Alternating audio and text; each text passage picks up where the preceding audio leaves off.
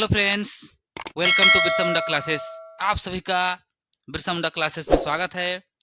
तो झारखंड उत्पाद पुलिस कचपाल या तो जे टेट से संबंधित जो भी अभी जेएसएससी के अंतर्गत एग्जाम होने वाला है, खास करके उत्पाद पुलिस जो कि 22 तारीख का आपका एग्जाम डेट दिया गया है, उसके लिए ये जो कि जीके जीएस पेपर है, आपसे क्वेश्चन पूछा जाएगा। 40 क्वेश्चन रहेगा 120 नंबर का, जो कि बहुत ही महत्वपूर्ण है। तो चलिए, आप लोगों के बीच क्वेश्चन लेकर आए हैं, उसको हम लोग आगे करते हैं। तो चलिए, पहला क्वेश्चन देखिए, आप लोगों के बीच में है। पहला क्वेश्चन देखिए, भारतीय संविधान की प्रस्तावना में समाजवादी और धर्मनिरपेक्ष शब्द किस संविधान संशोधन के द्वारा जोड़ा गया था, बताइए। ऑप्शन देखिए, ए में है 42वां, बी में है 44, सी में 52वां और डी में है 61वां संविधान संशोधन। बताइए क्या हो जाएगा इसका आंसर। तो इसका आंसर राइट हो जाएगा 42वां संविधान संशोधन। कब? 1976 के द्वारा। कौन कौन शब्द जोड़ा गया था संविधान में? प्रस्तावना में 3 शब्द ध्यान रखिएगा, समाजवाद, धर्मनिरपेक्ष और एक है अखंडता। अखंडता ध्यान रखिएगा, 3 शब्द जोड़ा गया था। तो इसको आप लोग मत भूलिएगा, एग्जाम में पूछ सकता है आपसे। तो ऑप्शन नंबर यहाँ पे एक लोग कर दीजिएगा, ये राइट आंसर हो जाएगा। चलिए, क्वेश्चन नंबर 2 की ओर हम लोग बढ़ते हैं। क्वेश्चन नंबर 2 देखिए, आप लोगों के बीच आ गया है। भारत का नियंत्रक एवं महालेखा परीक्षक कैग, CAG कैग, जिसके द्वारा नियुक्ति की जाती है, मतलब किसके द्वारा नियुक्ति किया जाता है उसको बताना है। किसके द्वारा? प्रधानमंत्री के द्वारा, संसद के द्वारा, राष्ट्रपति या तो सुप्रीम कोर्ट के द्वारा। किसके द्वारा किया जाता है बताइए। तो सबसे पहले आप लोग यहाँ जानिए थोड़ा सा कि कैग आखिर होता क्या है। संविधान में इसका वर्णन किया गया है आर्टिकल 148 के अंतर्गत। ये संस्था क्या करती है? ये संस्था का काम है जो भी सरकारी सरकारी जो कार्य रहता है उसका जांच करने काम करता है। ये चाहे प्राइवेट कंपनी सरकारी कंपनी रहता है उसका भी ये जांच करता है, रिपोर्ट तैयार करता है। और रिपोर्ट कहाँ पर प्रस्तुत करता है? संसद में ये सबमिट करता है। ध्यान रखिएगा, संसद में सबमिट करता है, जमा करता है। और इसका जो सदस्य रहते हैं उसका 6 साल या तो फिर 65 साल, इसका जो भी पहले आए उतना कार्यकाल रहता है। ध्यान रखिएगा। और इसको इसका पद से कैसे हटाया जाता है? जो सुप्रीम कोर्ट का जो मुख्य न्यायाधीश रहता है उसको जो पद हटाने की प्रक्रिया है, वही प्रक्रिया से हटाया जाता है। इसका आंसर क्या हो जाएगा? राष्ट्रपति के द्वारा। किसके द्वारा? राष्ट्रपति के द्वारा इसका नियुक्त किया जाता है। तो ऑप्शन नंबर सी लोग कर दीजिएगा। आर्टिकल पूछ सकता है 148। कोई दिक्कत किसी को? कोई दिक्कत नहीं है। चलिए आगे बढ़ते हैं क्वेश्चन नंबर हम लोग 3 की ओर। चलिए क्वेश्चन नंबर 3 की ओर आगे जाते हैं। देखिए क्वेश्चन नंबर 3, लोकसभा के सदस्यों बनने के लिए न्यूनतम आयु कितनी होनी चाहिए? देखिए यहाँ मैं जितना बताऊंगा ध्यान रखिएगा, यहाँ से एक क्वेश्चन आने की संभावना है। जो पूछा गया है आपसे, लोकसभा का कितना होता है न्यूनतम आयु लोकसभा बनने के लिए? ऑप्शन देखिए, 21 वर्ष, 23, 25 या तो फिर 30 वर्ष। बताइए क्या होगा इसका राइट आंसर। तो सबसे पहले आप लोग यहाँ ध्यान दीजिए, ऑप्शन नंबर डी में है 30 वर्ष। 30 वर्ष किसके लिए होता है? ये आपका होता है राज्यसभा और विधान परिषद। ध्यान रखिए, ये दो चीज के लिए आपका कितना होता है? 30 साल होता है। 25 वर्ष दिया गया है, ये लोकसभा के लिए है, विधानसभा के लिए है। ध्यान रखिएगा। तो राइट आंसर आपका क्या हो जाएगा?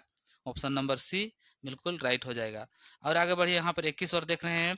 ये स्थानीय शासन में जो मुखिया सबका चुनाव होता है, तो उसमें खड़ा होने के लिए आपको 21 वर्ष कम से कम होना चाहिए, और वोट देने के लिए 18 वर्ष। ध्यान रखिएगा। और एक पॉइंट छूट गया है, क्या? ध्यान रखिए, प्रेसिडेंट बोले तो राष्ट्रपति, वाइस प्रेसिडेंट बोले तो उपराष्ट्रपति, और गवर्नर बोले तो राज्यपाल।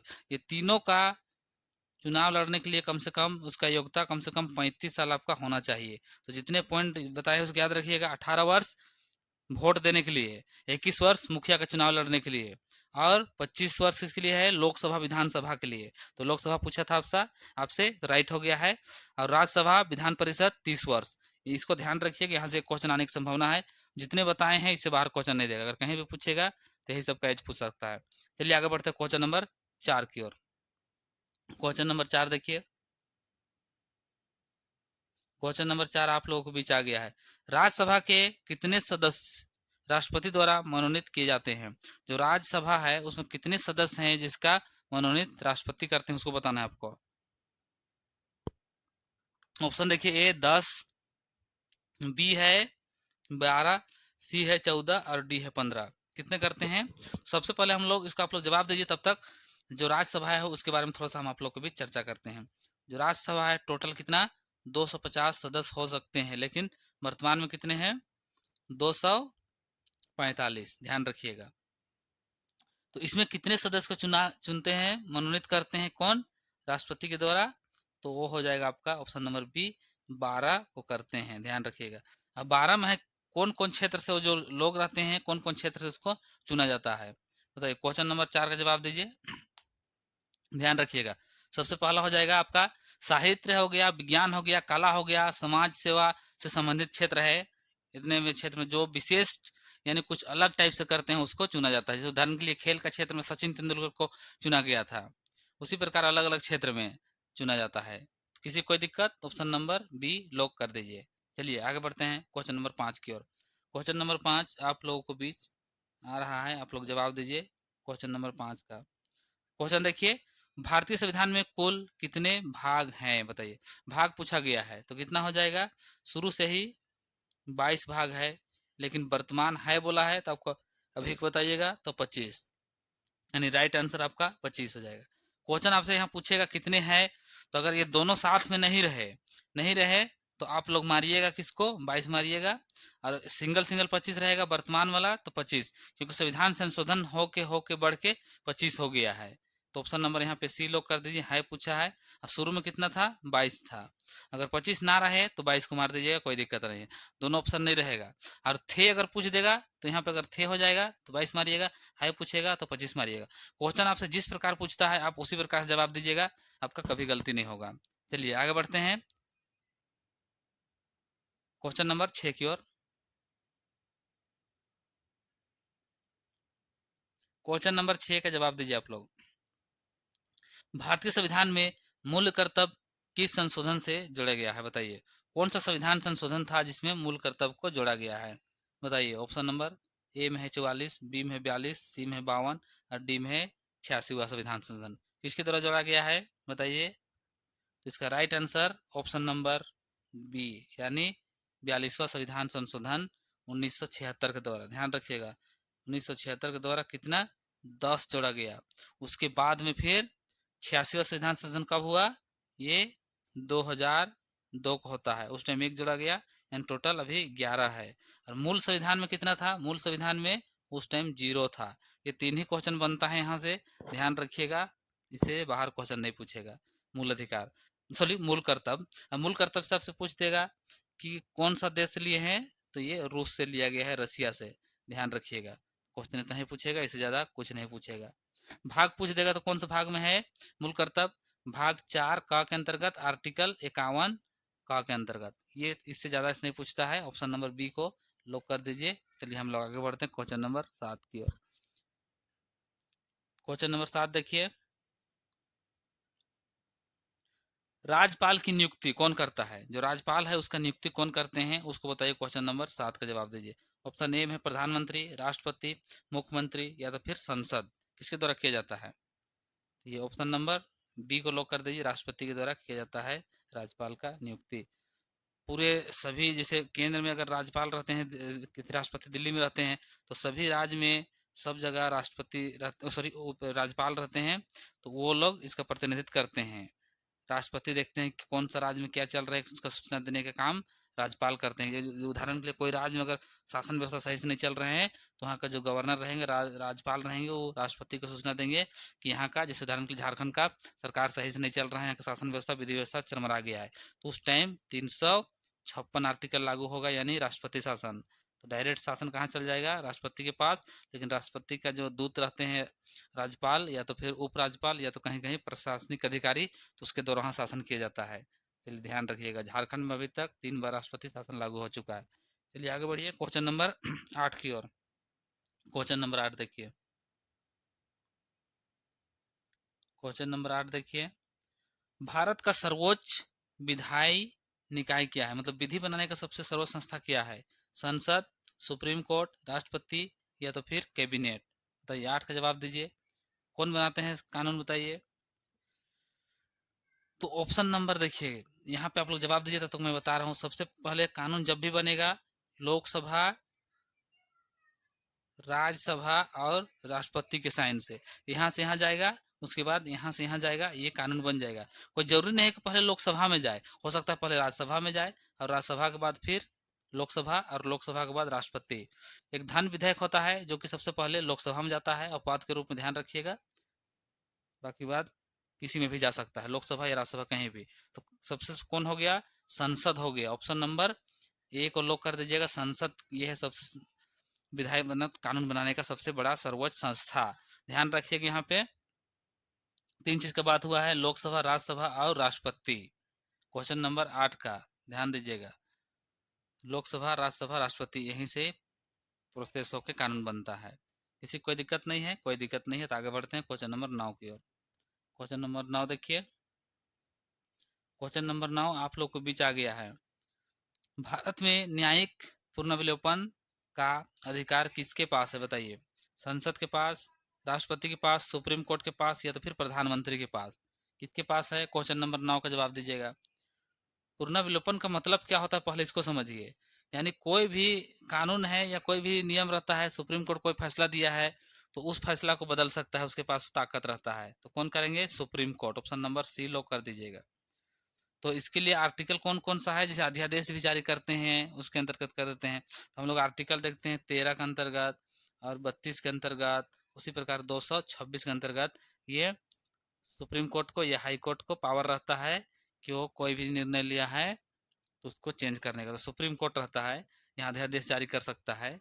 अगर विधानसभा नहीं चल रहा है तो उस राज्य का जो राज्यपाल रहेगा वो विधान मतलब अध्यादेश जारी करके कानून बना सकता है, और उस कानून अगर गलत रहेगा तो फिर उसको सुप्रीम कोर्ट चेंज कर सकता है। तो ऑप्शन नंबर यहाँ लॉक कर दीजिए, ऑप्शन नंबर सी। आगे बढ़ते हैं क्वेश्चन नंबर 10 की ओर। क्वेश्चन नंबर 10 देखिए, संविधान की प्रस्तावना में कितने आदर्श बताए गए हैं, बताइए। 3, 4, 5 या तो फिर 6। तो ऑप्शन नंबर इसमें आप लोग सी लॉक कर दीजिएगा, 5 बताया गया है। ऑप्शन नंबर सी लॉक कर दीजिए। आगे बढ़ते हैं क्वेश्चन नंबर 10 से बाद 11। यहाँ से महत्वपूर्ण क्वेश्चन और शुरू होने वाला है, आप लोग जवाब दीजिए जबरदस्त टाइप से। यहाँ भारतीय राष्ट्र कांग्रेस का पहला अधिवेशन कहाँ हुआ था, बताइए। भारतीय जो राष्ट्र कांग्रेस था उसका स्थापना कब हुआ था, पहला अधिवेशन कहाँ हुआ था, पहला अध्यक्ष कौन था, ये सब क्वेश्चन इंपॉर्टेंट है, पूछता है। तो ऑप्शन देखिए, कोलकाता, मुंबई, मद्रास, इलाहाबाद, कहाँ हुआ था बताइए। तो यहाँ सबसे पहले आपको ध्यान रखना पड़ेगा क्या, इसका स्थापना कब होता है, ये 1885 में होता है, ध्यान रखिएगा 1885 में। और पहला जो सम्मेलन रहता है वो 28 से लेके 31 दिसंबर 1885 को होता है। कहाँ होता है, मुंबई में, ध्यान रखिएगा मुंबई में। मुंबई में कहाँ होता है, मुंबई में, उस पहले बम्बई बोला जाता था, गोकुल दास तेजपाल संस्कृत महाविद्यालय में होता है। पहला अध्यक्ष कौन रहते हैं, व्योमेंस चंद्र बनर्जी, ध्यान रखिएगा, क्वेश्चन आपसे पूछेगा। तो ऑप्शन क्या यहाँ लॉक हो जाएगा, ऑप्शन नंबर बी, मुंबई उस टाइम बॉम्बे बोला जाता था। तो ऑप्शन नंबर बी लॉक कर दीजिए, ये राइट आंसर है। ये सब क्वेश्चन एग्जाम में आपको देखने के लिए मिलेगा, ध्यान रखिएगा। चलिए क्वेश्चन नंबर 12 की ओर आगे हम लोग बढ़ते हैं। क्वेश्चन नंबर 12 आ गया है आप लोगों के बीच। कांग्रेस के प्रथम अध्यक्ष कौन थे, इसमें किसी का गलती नहीं होना चाहिए। ए ओ होम, डब्लू सी बनर्जी, दादा भाई नौरोजी, या तो फिर गोपाल कृष्ण गोखले, क्या हो जाएगा। तो ऑप्शन नंबर यहाँ पे डब्लू सी बनर्जी लॉक कर दीजिए, W C Banerjee right answer हो जाएगा। यहाँ पे आप लोग ए में देख रहे हैं, ए ओहम ये को संस्थापक माना जाता है, किसका, कांग्रेस का संस्थापक माना जाता है, ध्यान रखिएगा। चलिए आगे बढ़ते हैं, क्वेश्चन नंबर हम लोग 13 की ओर। क्वेश्चन नंबर 13 देखिए, होम रूल आंदोलन किसने शुरू किया गया था, बताइए। बाल गंगाधर तिलक और एनी बेसेंट, गांधी और नेहरू, पटेल और बोस, लाजपत राय के द्वारा, किसके द्वारा किया गया था उसको जवाब देना है। तो इसका राइट आंसर हो जाएगा ऑप्शन नंबर ए, बाल गंगाधर तिलक और एनी बेसेंट के द्वारा ये किया गया था। तो कब किया गया था उसको भी आप लोगों को थोड़ा ध्यान रखना है क्योंकि क्वेश्चन पूछता है। तो ये 1916 में, ध्यान रखिए कब, 1916, 1916 में शुरुआत किया गया था बाल गंगाधर तिलक और एनी बेसेंट के द्वारा, पूना में, ध्यान रखिए। कोई दिक्कत किसी को, कोई दिक्कत नहीं। चलिए आगे बढ़ते हैं, क्वेश्चन नंबर हम लोग 14 की ओर आगे बढ़ते हैं। क्वेश्चन नंबर 14 देखिए, आप लोग जवाब दीजिए फटाफट क्वेश्चन नंबर 14 का। साइमन कमीशन भारत कब आया था बताइए? 1927, 1928, 1929, 1930? क्या हो जाएगा? तो साइमन कमीशन जो कि ब्रिटेन से आया था, तो 1927 में उसका गठन होता है और भारत 1928 में आता है। ध्यान रखिएगा। 3 फरवरी 3 फरवरी 1928 को ये भारत पहुंचती है। और इसमें टोटल कितने सदस्य रहते हैं? टोटल इसमें 7 सदस्य रहते हैं, ध्यान रखिएगा। अध्यक्ष कौन रहते हैं? जॉन साइमन, इसीलिए उसी के नाम पे साइमन कमीशन रखा जाता है नाम। तो ऑप्शन में किसको लॉक करना है? पूछा गया कब आया, तो इसका ऑप्शन नंबर बी। अगर आपसे पूछ देता कि इसका स्थापना कब हुआ था, तो ये इंग्लैंड में 1927 को हो गया था। भारत 1928 करता है 30 फरवरी 1928। चलिए आगे बढ़िए क्वेश्चन नंबर 15 की ओर। क्वेश्चन नंबर 15 देखिए, पूर्ण स्वराज का प्रस्ताव कब पारित हुआ था? 1928, 29, 30 या तो फिर 31? बताइए, आप लोग जवाब दीजिए, तब तक मैं थोड़ा पानी पी लेता हूँ।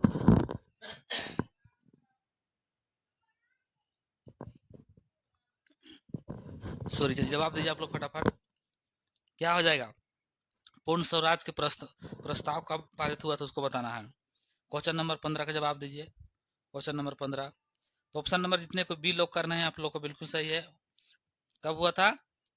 1929 में पूर्ण स्वराज का प्रस्ताव पास किया गया था और 26 जनवरी 1930 को पूर्ण स्वराज के लिए मांग किया गया था। कौन सा अधिवेशन हुआ था ये? 1929 वाला लाहौर अधिवेशन, ध्यान रखिएगा, इंपॉर्टेंट है ये वाला। कांग्रेस का लाहौर अधिवेशन इंपॉर्टेंट है, ये क्वेश्चन पूछता है। तो ऑप्शन नंबर यहाँ पे बी लॉक कर दीजिएगा, लाहौर, ध्यान रखिएगा। उसके बाद पहली बार 26 जनवरी 1930 को स्वतंत्रता दिवस मनाया गया था। इसीलिए जब हम लोग का देश आज़ाद होता है तो उस टाइम 15 अगस्त को देश आज़ाद हो जाता है, तो हम लोग का ये डेट को ऐतिहासिक नहीं बना पाते हैं। उसके बाद में जब संविधान बन के 26 नवंबर 1949 को रेडी हो जाता है, तो उसको उस दिन लागू नहीं करके 2 महीना का इंतजार करके 26 जनवरी 1950 को संविधान को पूर्ण रूप से लागू किया जाता है, यही डेट को ऐतिहासिक बनाने के लिए। तो ये बात को ध्यान रखिएगा, अभी कोई क्वेश्चन यहाँ से पूछता है। ये तो बी नंबर यहाँ लॉक कर दीजिए। आगे बढ़ते हैं क्वेश्चन नंबर 16। क्वेश्चन नंबर 16 देखिए, गांधी इरविन समझौता कब हुआ था बताइए? 1930, 31, 32 या तो फिर 35? यहाँ से एक क्वेश्चन पूछता है एग्जाम में हमेशा बार बार। क्वेश्चन नंबर 16 का जवाब दीजिए। क्वेश्चन नंबर 16 का जवाब दीजिए, तो इसका राइट आंसर हो जाएगा ऑप्शन नंबर बी, यानी 1931। कब हुआ था 1931? ये द्वितीय गोलमेज सम्मेलन हुए थे, ध्यान रखिएगा। द्वितीय कहाँ? इंग्लैंड में 3 गोलमेज सम्मेलन हुआ था। पहला 1930 में हुआ था, दूसरा 1931 में, तीसरा 1932 में। तो गांधी जी कांग्रेस के द्वारा कांग्रेस का प्रतिनिधित्व बन के 1930 में द्वितीय जो गोलमेज सम्मेलन रहता है उसमें भाग लेते हैं, और उसी टाइम 19 समझौता होता है गांधी 1931 में। भारत का एकमात्र जो व्यक्ति रहते हैं डॉक्टर बाबा साहब, बोले तो भीमराव अम्बेडकर, जो कि तीनों गोलमेज सम्मेलन में भाग लेते हैं, ध्यान रखिएगा। ये क्वेश्चन बहुत ही इंपॉर्टेंट है, ये पूछा जाता है। और गांधी इरविन जो समझौता हुआ था, उस टाइम का जो वाइस राय लॉर्ड इरविन थे उन्हीं के साथ में गांधी जी का ये समझौता होता है। तो ऑप्शन नंबर यहाँ बी लॉक कर दीजिएगा। हम लोग आगे बढ़ेंगे क्वेश्चन नंबर 17 की ओर। क्वेश्चन नंबर 17 का आप लोग जवाब दीजिएगा।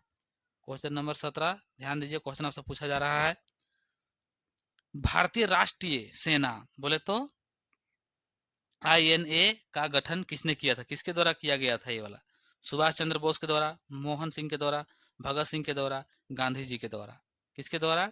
तो इसका गठन किया गया था option number B, Mohan Singh के द्वारा। लेकिन फेमस करने का काम या पूर्ण गठन करने का काम सुभाष चंद्र बोस करते हैं, और सबसे उस टाइम चर्चा में आता है ये, ध्यान रखिएगा। तो इसका गठन हो जाता है कब? 1942 में होता है, 12 फरवरी 1942, ध्यान रखिएगा। 12 फरवरी 1942 का गठन कौन करते हैं? मोहन सिंह के द्वारा किया जाता है। और इसका पूर्ण गठन करते हैं 1943 को सुभाष चंद्र बोस के द्वारा। ये बात को ध्यान रखिएगा ताकि आपका गलती ना होते। यहाँ ऑप्शन नंबर किसको लॉक करना पड़ेगा? ऑप्शन नंबर बी आपका बिल्कुल राइट हो जाएगा आंसर। आगे बढ़ते हैं क्वेश्चन नंबर 18 की ओर। क्वेश्चन नंबर 18 देखिए, भारतीय राष्ट्र ध्वज को पहली बार कब फहराया गया था बताइए? पहली बार कब फहराया गया था? 1929, 30, 1942, 1947। कब फहराया गया था पहली बार बताइए? तो फहराने का तो इसको फहरा दिया गया था कलकत्ता में 7 अगस्त 1906 को। 7 अगस्त 1906 को, ध्यान रखिएगा। उसके बाद में जब भारतीय संविधान में इसको मान्यता कब मिला, अपनाए कब? तो 22 जुलाई, ध्यान रखिएगा, 22 जुलाई 1947 को हम लोग अपनाते हैं। और जब देश आज़ाद हो जाता है तो पहली बार 15 अगस्त 1947 को हम लोग उसको फहराते हैं। तो यहाँ ऑप्शन नंबर डी को लॉक कर दीजिए, क्योंकि ये 7 अगस्त 1906 ऑप्शन में नहीं है, तो यहाँ पे लॉक कर दीजिएगा 1947 वाला को। कोई दिक्कत किसी को? कोई दिक्कत नहीं। क्वेश्चन आपसे जो पूछता है बस आप लोग उसी के जवाब दीजिएगा। आगे बढ़ते हैं क्वेश्चन नंबर हम लोग 19 की ओर। क्वेश्चन नंबर 19 देखिए, डांडी मार्च की दूरी लगभग कितनी थी? बताइए, डांडी मार्च की दूरी कितनी थी? 240 किलोमीटर, 300 किलोमीटर, 390 या तो 450 किलोमीटर? क्या हो जाएगा? तो सबसे पहले यात्रा के बारे में थोड़ा सा इसका याद कर लीजिए, क्योंकि क्वेश्चन में पूछता है। तो इसका शुरुआत कौन करते हैं? गांधी जी के द्वारा किया जाता है। कब? 12 मार्च, आज ही के दिन, ध्यान रखिएगा। 12 मार्च आज है, आज ही के दिन में 1930 को गांधी जी के द्वारा शुरू किया जाता है। और 6 अप्रैल 1930 को पहुंच जाते हैं। कहाँ से? डांडी मार्च बोला जाता है, यानी साबरमती जो आश्रम रहते हैं वहां शुरू किया जाता है, और डांडी पहुंचते हैं 6 अप्रैल को 1930 को। टोटल 390 मील की दूरी तय करते हैं। लगभग कितने दिन चलते हैं? लगभग 24 दिन। 24 दिन का सफर तय करने के बाद पहुंच जाते हैं, और नमक बना के कानून तोड़ते हैं गांधी जी के द्वारा। कोई दिक्कत? 78 लोग यहाँ शुरू में शामिल रहते हैं, बाद में बहुत सारा लोग शुरुआत जहाँ शुरू करते हैं साबरमती आश्रम, वहाँ से 78 लोग के द्वारा शुरू किया गया था। तो यहाँ पे लॉक कर दीजिए ऑप्शन नंबर सी। जो क्वेश्चन पूछा जाता है याद रखिएगा। आज का दिन में एक क्वेश्चन मैं यूट्यूब का जो पोस्ट रहता है उसमें डाल दिया हूँ, आप लोग जवाब दीजिएगा सभी को जाके। 12 मार्च 1930 क्वेश्चन वहाँ है, दांडी मार्च है, दांडी यात्रा कब शुरू किया गया था? तो क्वेश्चन का जवाब आप लोग सभी को दीजिएगा। जितने कोई आप लोग क्लास को देख रहे हैं जाके जरूर वहाँ पे जवाब इसका दीजिएगा, और कमेंट भी कीजिएगा आप लोग। चलिए आगे बढ़ते हैं क्वेश्चन नंबर 20 की ओर। क्वेश्चन नंबर 20 देखिए, भारत सरकार अधिनियम 1935 किससे संबंधित था? 1935 में तो बहुत कुछ हुआ था, लेकिन किससे संबंधित उसको आपको जवाब देना है। यहाँ देखिए, प्रांतीय स्वायत्ता मतलब उसका छूट बोला जा रहा है। सेकेंड में स्वतंत्रता, संविधान सभा, या तो फिर विभाजन। तो ऑप्शन नंबर ए लॉक कर दीजिए। प्रांत को स्वतंत्रता मिली थी। क्यों स्वतंत्रता? मत बोलिए, स्वायत्ता मतलब उसको अपने कानून नियम बनाने के लिए। उससे पहले क्या था कि द्वितीय शासन चलता है, मतलब द्वैत शासन जिसको हम लोग बोल सकते हैं। द्वैत शासन क्या होता था? जैसे उदाहरण के लिए भी समझने के लिए आप बोल सकते हैं कि अगर राज्यपाल है और मुख्यमंत्री है, तो सारा पावर उस टाइम कहने के लिए मुख्यमंत्री के पास रहता, सारा पावर गवर्नर के पास रहता था। जो जो मेन मेन रहता था सब्जेक्ट, वो सभी गवर्नर के पास रहता था। तो उस टाइम प्रांत में 1919 में लागू हुआ था, और 1935 में इसको समाप्त कर दिया जाता है, और 1935 में इसको केंद्र में लागू कर दिया जाता है। ध्यान रखिए, क्वेश्चन पूछता है, ध्यान समझिए। 1935 का जो अधिनियम रहता है, इस टाइम प्रांत में जो रहता है द्वैत शासन, उसको समाप्त कर दिया जाता है, और केंद्र में उसको लागू कर दिया जाता है। तो प्रांत को प्रांतीय स्वायत्ता प्राप्त हो जाता है, मतलब अपने से नियम कानून बनाने के लिए। किसी को कोई दिक्कत नहीं है? तो आज का क्लास कैसा रहा आप लोग जरूर बताइएगा। इसका नेक्स्ट पार्ट फिर कल आएगा। तो चलिए हम लोग इस क्लास को यहीं तक समाप्त करते हैं। जो भी नए दोस्त लोग हैं आप लोग क्लास को सब्सक्राइब कर दीजिएगा, वीडियो को शेयर कीजिएगा, और जाते जाते लाइक कर दीजिएगा। आपका एग्जाम 22 तारीख को है। उसके बाद में जिला पुलिस, कचपाल, अभी बहुत सारा वैकेंसी जो फॉर्म भराया है उसका एग्जाम होने वाला है, और आपका होगा। शुरुआत कीजिए 22 तारीख को, जितने कोई आप लोग निकाले हैं जी जान लगा के उसमें दीजिए एग्जाम। तो चलिए हम लोग मिलते हैं नेक्स्ट क्लास में। सभी को जोहार, सभी को जय हिंद, जय झारखंड, जय भारत।